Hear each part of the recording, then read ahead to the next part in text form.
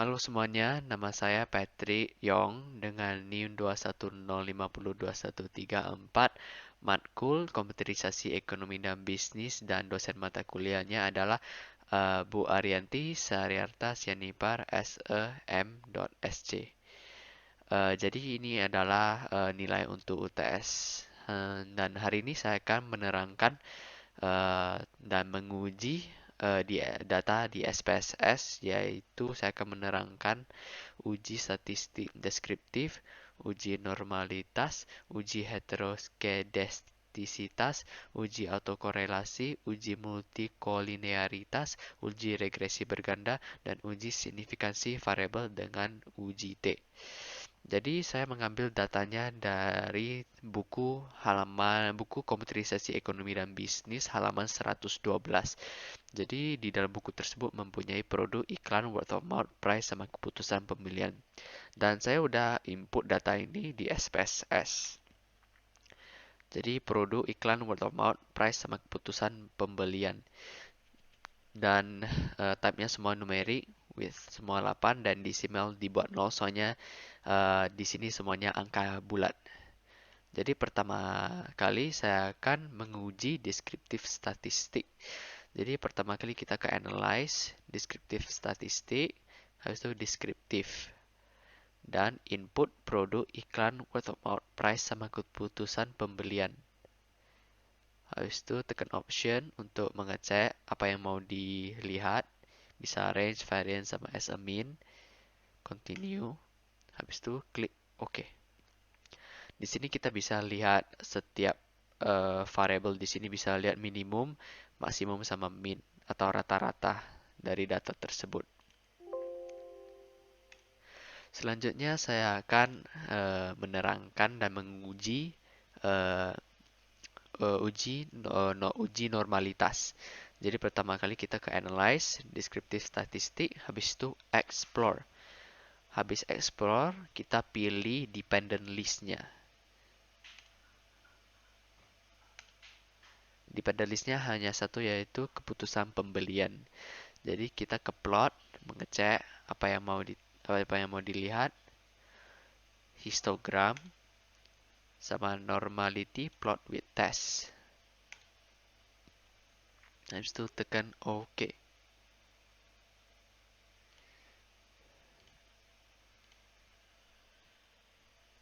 Nah, ini lagi loading. Ya, jadi sini kita bisa lihat data histogramnya. Biasanya agar kita bisa lihat ini di dalam uji normalitas, agar kita bisa lihat nilai residual berdistribusi dengan normal atau tidak. Dan kita bisa dilihat dari signifikannya, yaitu di sini 0,002. Tapi ini hanya dalam keputusan pembelian apakah distribusinya normal atau tidak. Hanya keputusan pembelian, belum mencakup semua data. Jadi ini adalah histogramnya. Biasanya kalau bisa lihat di distribusi normal itu gambarnya membentuk lonceng. Lurus habis itu ke atas lonceng kayak gini. Berarti berdistribusi normal.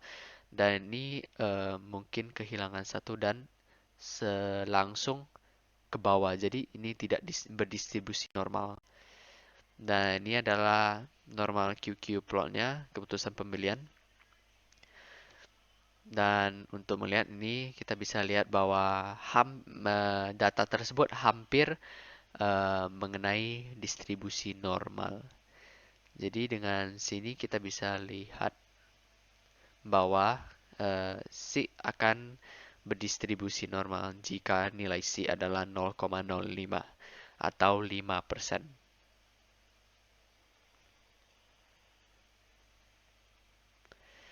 Ini adalah untuk mengecek setiap variabel apakah berdistribusi normal atau tidak.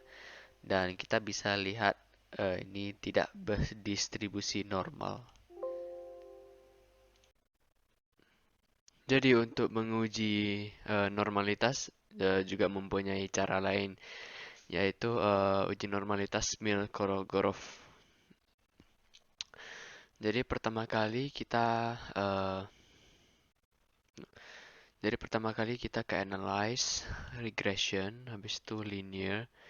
Kita masukkan keputusan pemilihan di dependent, perlu iklan,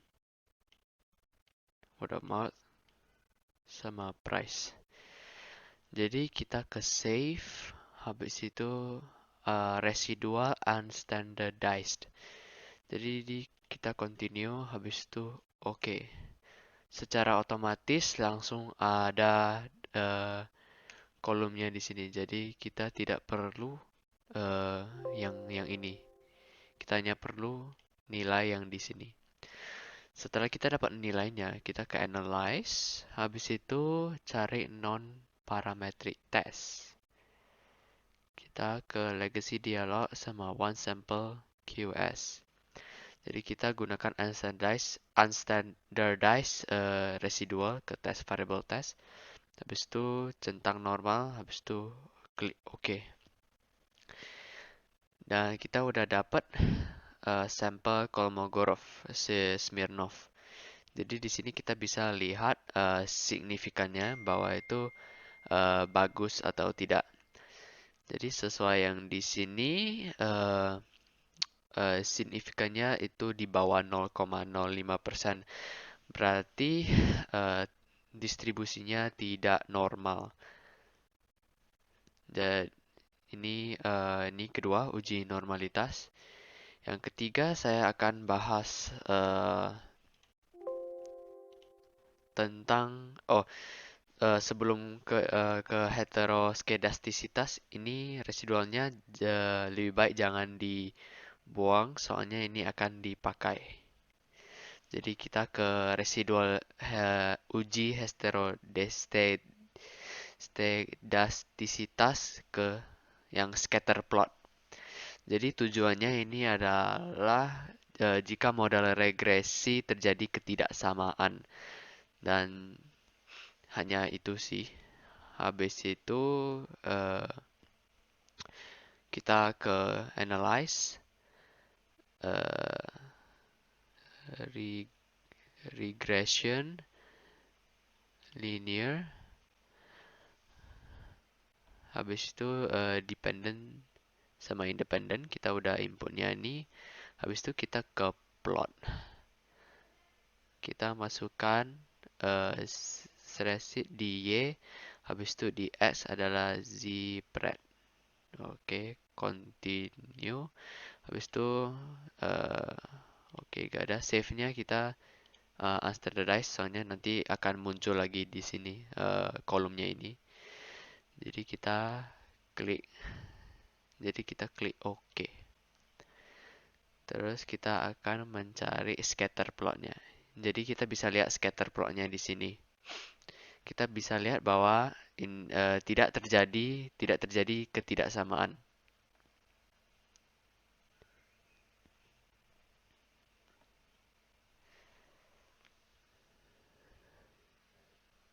Dan syarat-syaratnya kita bisa lihat kalau terjadi ketidaksamaan, biasanya akan scatter titik-titik ini akan berada di dalam satu tumpukan atau sifat bergelombang atau melengkung. Dan kalau terjadi ketidaksamaan, biasanya datanya mulai dari melebar, habis itu menipis, atau menipis ke lebar, habis itu kembali ke menipis lagi. Dan untuk menguat uji heteroskedastisitas ini,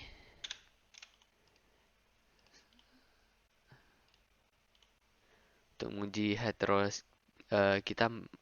menguji kuat heteroskedastisitas, kita memakai uji Glaser, yaitu kita ke analyze.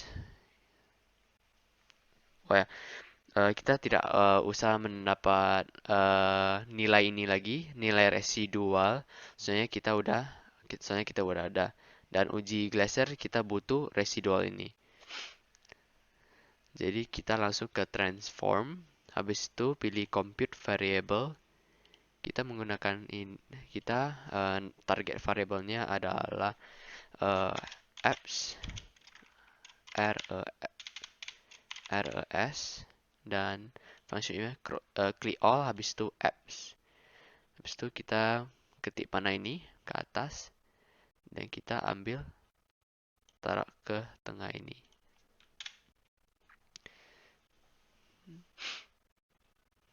Kita klik OK. Ini udah di execute. Habis itu kita udah otomatis kita udah dapat variable ini ya. So kita ke analyze, regression, linear. Kita ganti dependennya menjadi app residue.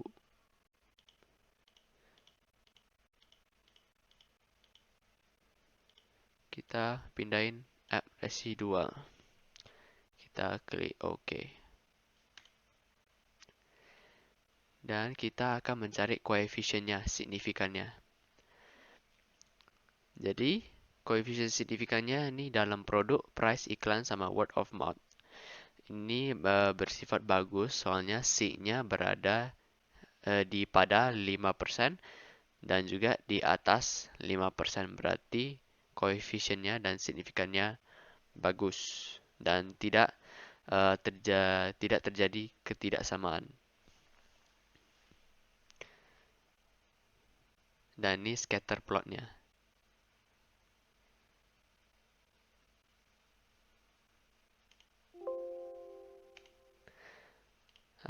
Setelah ini saya akan membahas tentang uji autokorelasi. Jadi di dalam uji autokorelasi kita menggunakan uji autokorelasi Durbin-Watson.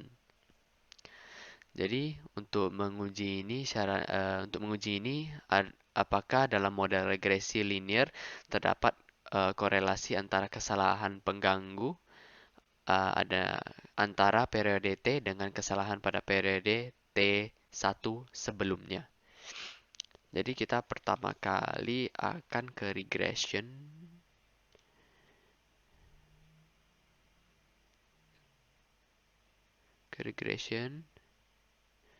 Linear, dependent sama independent.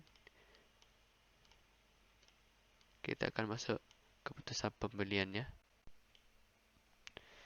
Lihat statistik. Habis itu kita centang Durbin-Watson. Habis itu kita klik continue. Habis itu lihat. Ini tidak usah lagi. Habis itu save-nya tidak usah centang unstandardized. Bootstrap, oke. Habis itu kita klik oke.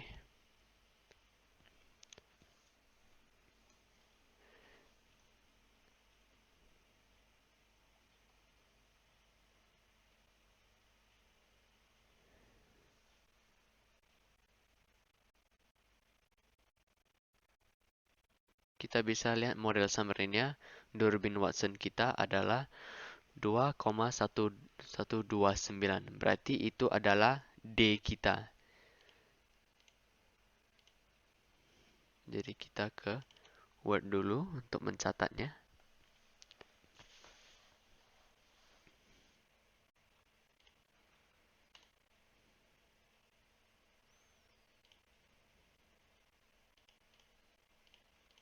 D kita tersebut adalah 2,129.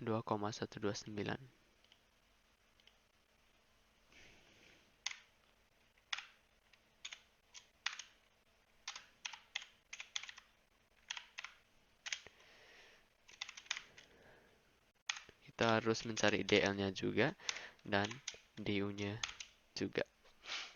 Jadi saya udah search tabel Durbin-Watson-nya. Kita mempunyai 4 variabel di independent, berarti kita cari 4 variabel independen. Dan di sini kita hanya mempunyai 49 variabel, jadi saya akan memilih 50. Kita ke 4, kita cari DL sama DU-nya. Berarti DL kita 1,378 sama 1,721 DU-nya.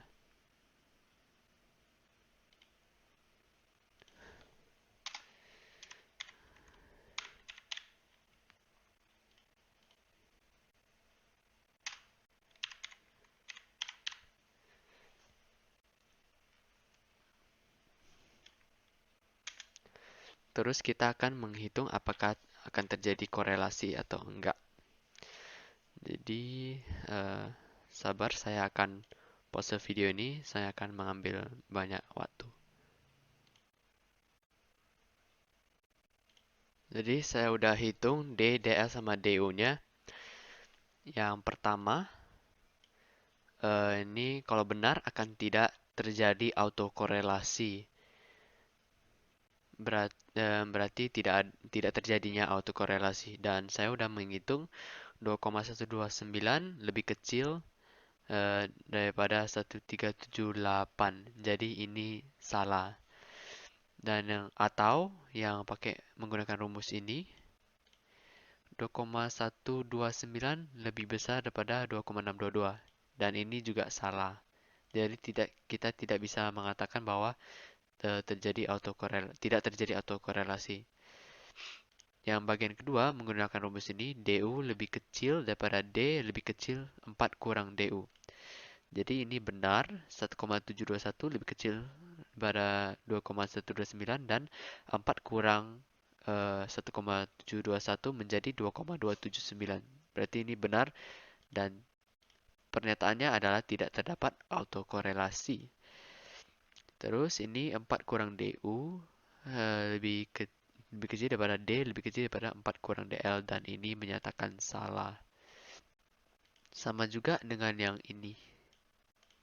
Jadi kita udah dapat jawabannya, berarti ini adalah tidak terdapat autokorelasi.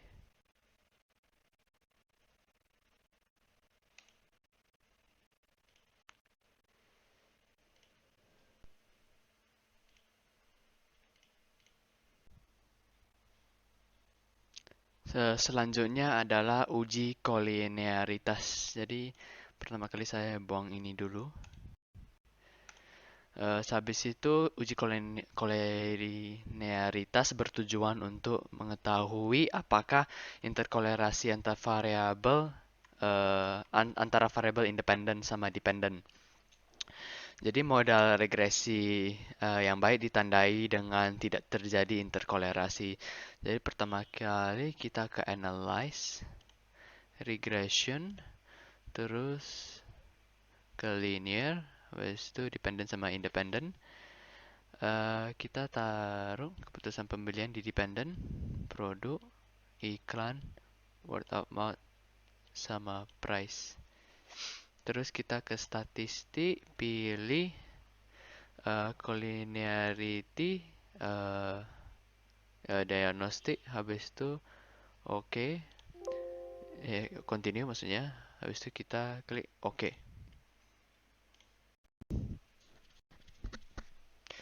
Di sini kita lihat koefisiennya. Jadi kita lihat collinearity statistik, tolerance sama fifth. Dan kita bisa tahu kalau ini terjadi interkolerasi atau enggak jika nilai tolerance lebih besar daripada 0,1 artinya tidak terjadi multikolinearitas. Dan kita bisa lihat ini lebih dari 0,1 ya. Misalnya 4, 6, 3, sama 3. Berarti ini bagus dan lancar. Dan tidak terjadi multikolinearitas. Dan nilai fifth jika lebih kecil daripada 10, artinya tidak terjadi multikolinearitas. Dan kita bisa lihat ini adalah di bawah 10 semua. 2,1, 1,6, 2,7, sama 2,5. Berarti ini mempunyai nilai yang bagus.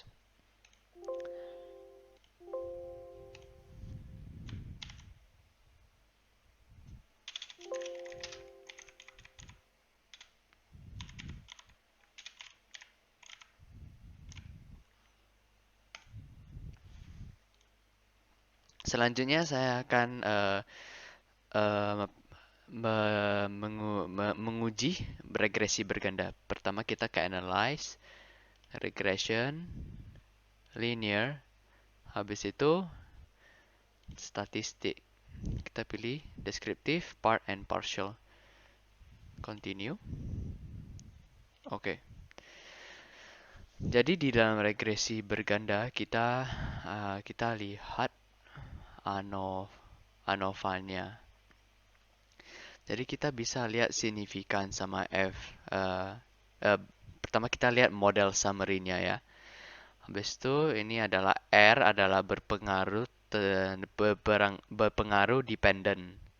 Dan R square ini adalah sebesar 38% berpengaruh terhadap dependentnya. Jadi ini kurang efektif soalnya hanya 38% efektif kepada keputusan pembelian. Jadi ini kurang bagus. Tapi ada berpengaruh sebesar 38%.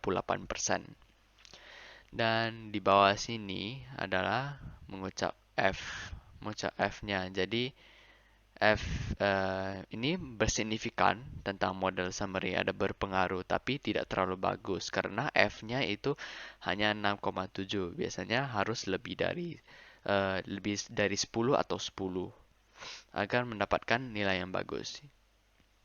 Itulah regresi berganda.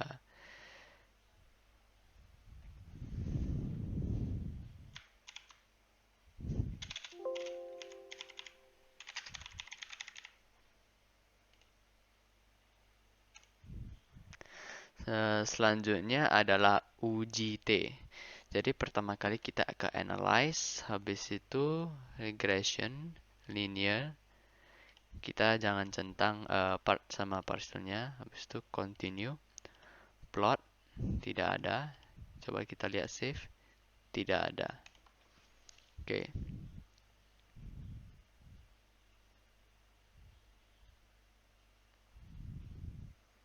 Klik OK.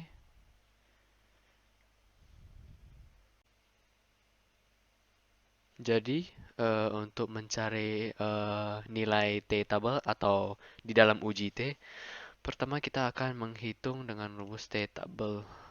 Jadi T buka kurung A per 2 titik koma N kurang K kurang 1.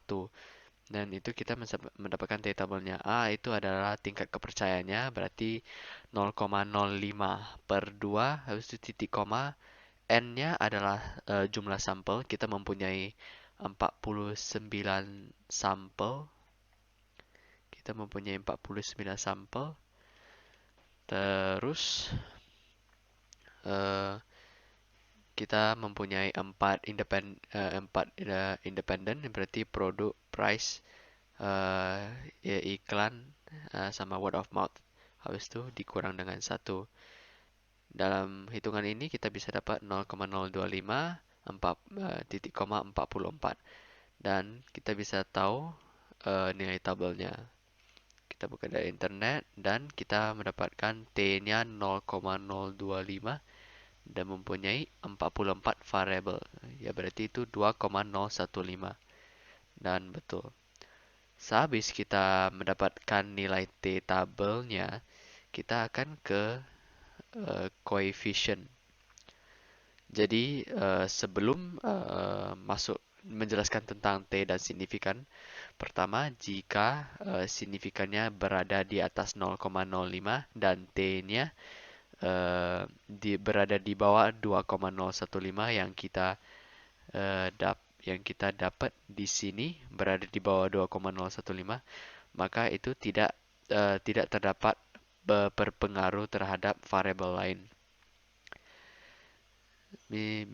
Dan kita lihat di produk, yaitu nilai T-nya berada di bawah 2,015, berarti 1,153, dan nilai signifikannya berada di atas 0,05, berarti ini produk tidak dapat terpengaruh oleh variabel lain. Dan price berada di bawah 2,015, soalnya ini negatif 0,706, dan berada di atas 0,05 signifikannya, berarti tidak dapat terpengaruhi lagi. Habis itu iklan berada di bawah 2,015 dan seatnya berada di atas 0,05. Berarti tidak terdapat terpengaruh. Dan selanjutnya adalah word of mouth. Ini T-nya berada di atas 2,015 dan eh, nilai signifikannya berada di 0,05. Berada di bawah 0,05. Jadi ini dapat dipengaruhi oleh ke nilai dependennya. Dan sekian, terima kasih. Hanya itu pengujian yang saya akan nerangkan di SPSS. Terima kasih untuk mendengarkan presentasi saya.